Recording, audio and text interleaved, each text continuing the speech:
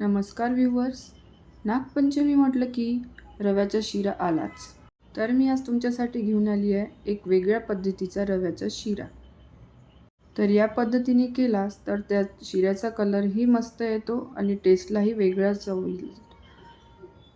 तर मी कढईत तूप घेतले थोडं आणि रवा टाकलाय 1 वाटी.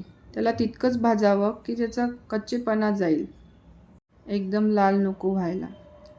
कच्चेपण गेला असेल त्या रव्याचा की तुम्ही एका दुसऱ्या भांड्यात तो काढून घ्यावा आणि मग आपण त्या रव्यामध्ये 1 वाटी दूध आणि 1 वाटी पाणी घालूया. तुम्ही हे मिक्स करूनही टाकू शकता किंवा वेगवेगळं टाकू शकता आणि मिक्स करून घेऊया.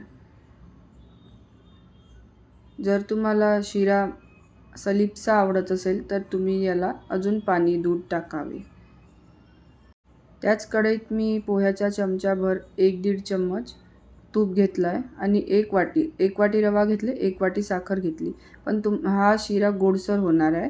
जर तुम्हाला आणखीन गोड हवा असेल तर तुम्ही त्याच्यात अजून साखर टाकावी. पूर्ण साखर वितळेपर्यंत तुम्ही याला गोल गोल फिरत राहायचं.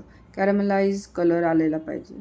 आणि मग हे जे मिक्सचर आहे आपण रवा दूध पाण्याचा ते याच्यात टाकून घेऊया आणि असा तो मग घट्टसर शिरा होईल. तुम्हाला पातळ पाहिजे असेल तर तुम्ही रव्याचं मिक्सचर पातळ करून टाकावं. अजून याच्यात आपण ड्रायफ्रूट्स टाकू, मनुका, ड्रायफ्रूट जेही तुम्हाला आवडेल ते, आणि विलायची पावडर टाकू आणि त्याला मिक्स करून ठेवायचं आणि झाकण पण लावून 1-2 मिनिट होऊ द्यायचं. आणि आपला शिरा रेडी झाला आहे. तुम्ही पाहू शकता. कलरही वेगळा आला आहे. व्हिडिओ तुम्हाला आवडला असेल तर लाईक, शेअर, सबस्क्राईब जरूर करा. धन्यवाद.